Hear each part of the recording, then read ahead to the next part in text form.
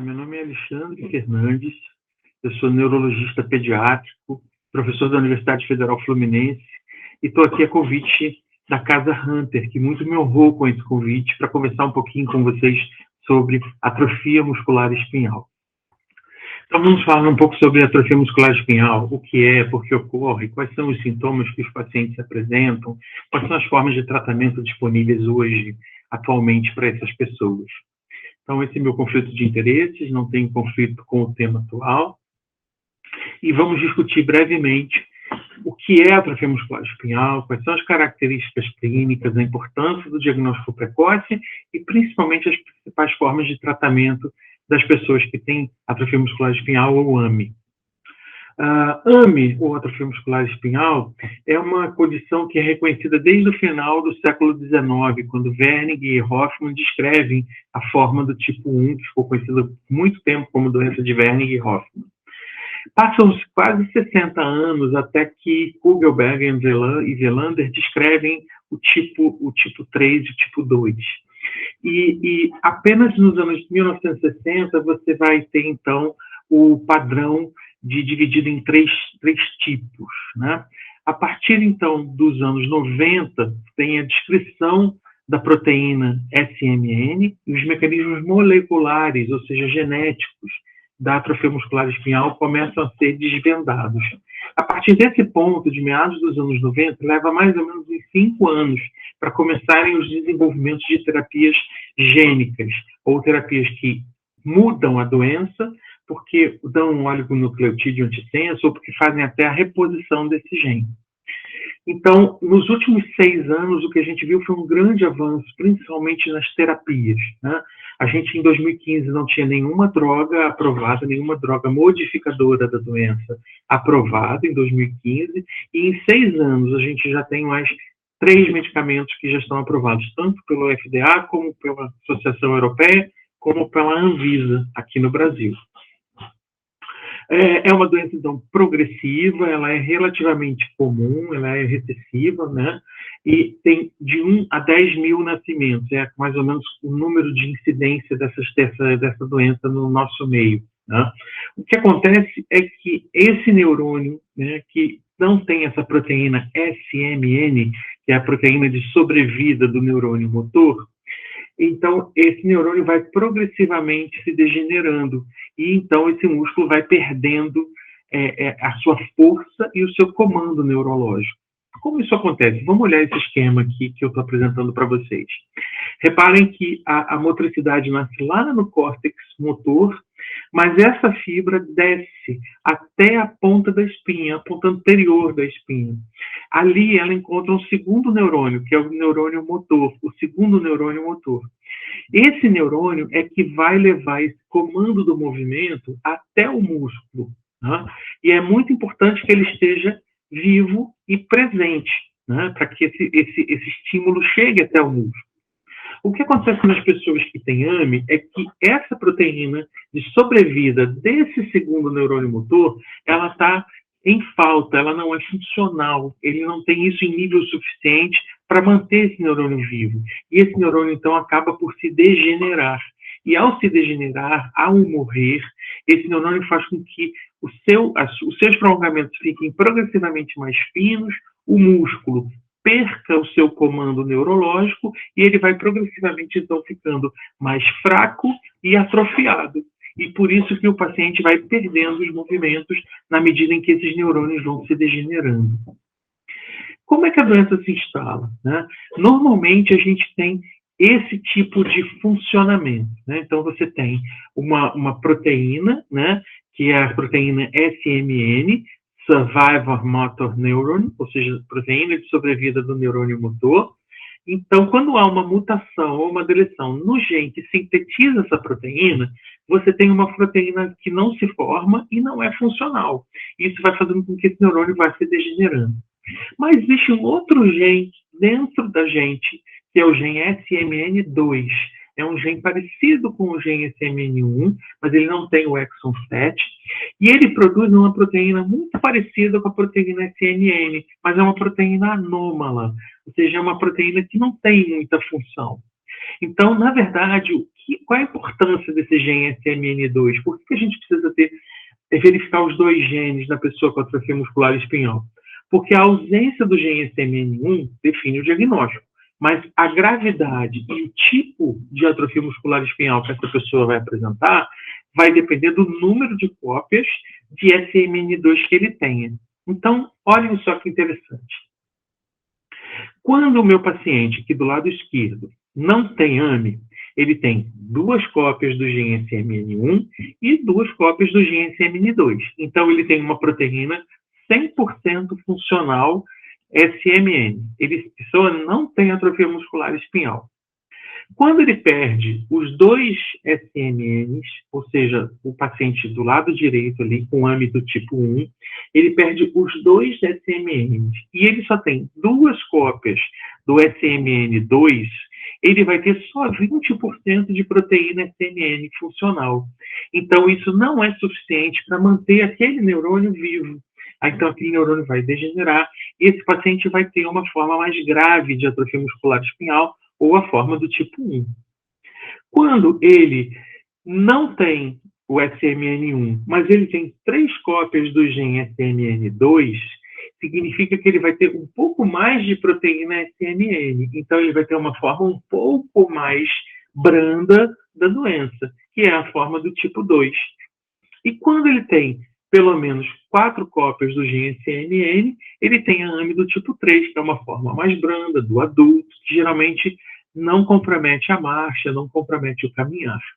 Então, na verdade, todas essas formas, tipo 1, tipo 2, tipo 3, elas são decorrentes das mesmas alterações genéticas. O que vai definir a gravidade é o número de cópias do gene SMN2. E aí, o que acontece? Quais são esses tipos de AME? O tipo 1, existe uma forma ainda mais grave, que é o tipo 0, né?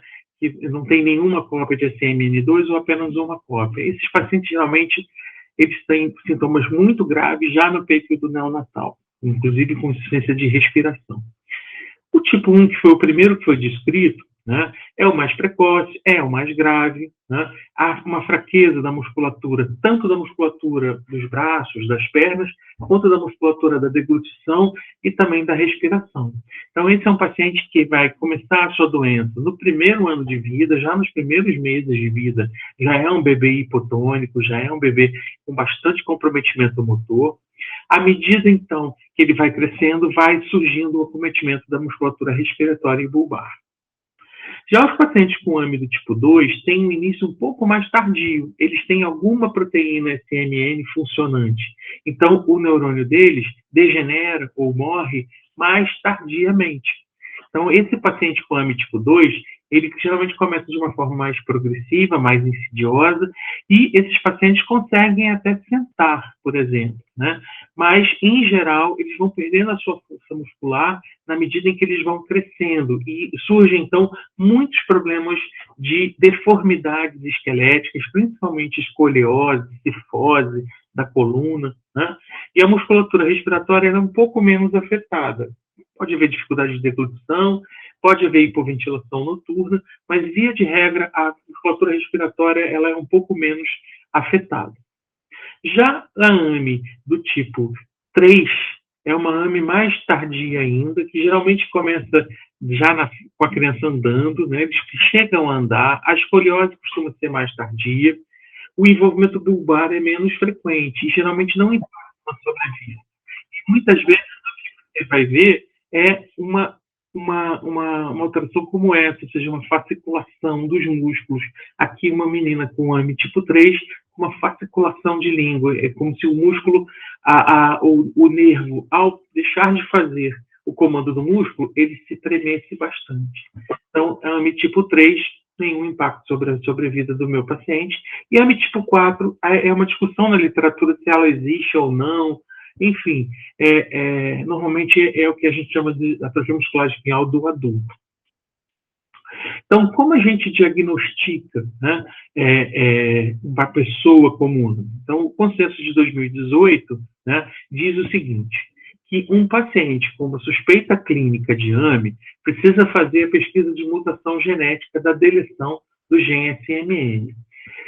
Se esse gene SMN1 está presente com 2 cópias ou mais, significa que esse paciente provavelmente não tem AME. Tá? Mas se ele tem uma cópia ou nenhuma cópia, se ele tem nenhuma cópia, a AME está confirmada.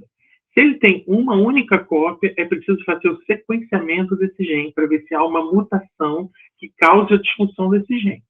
Né? Mas se ele não tiver essa mutação, então ele provavelmente tem outra doença neuromuscular, que aí cai do lado direito, que a gente vai continuar a investigação de outras formas, pensando em eletromiografia, talvez uma biópsia de músculo, padrões, exames de exoma, exames genéticos mais detalhamento.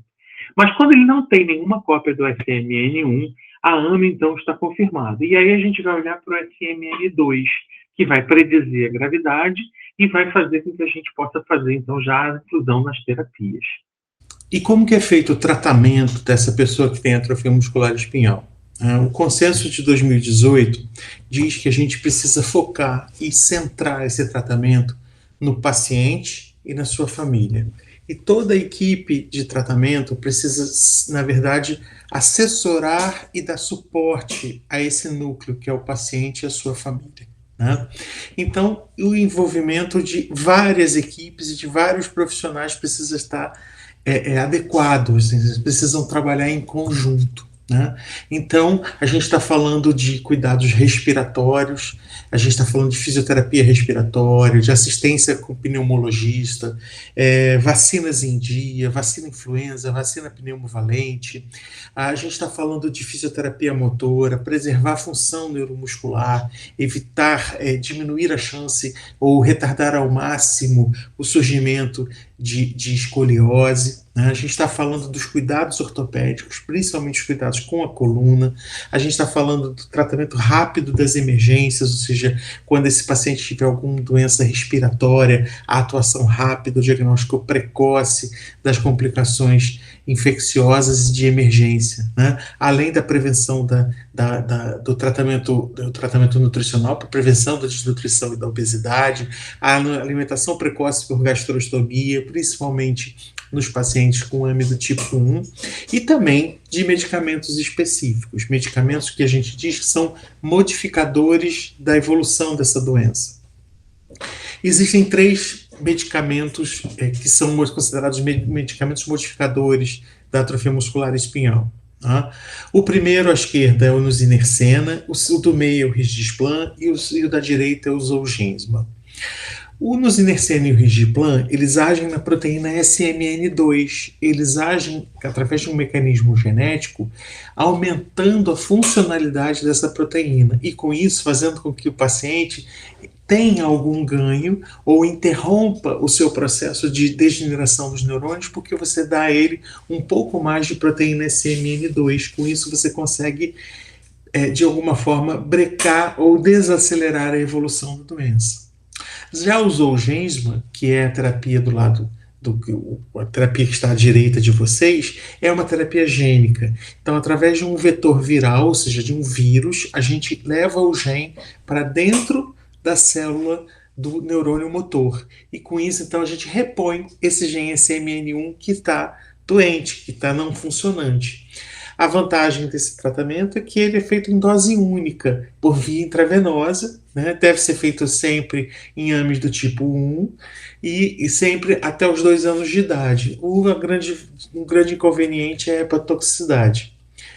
Com relação aos 2 primeiros, os modificadores de doença, que são o risdiplam e o nusinersen, a diferença entre eles é basicamente a administração.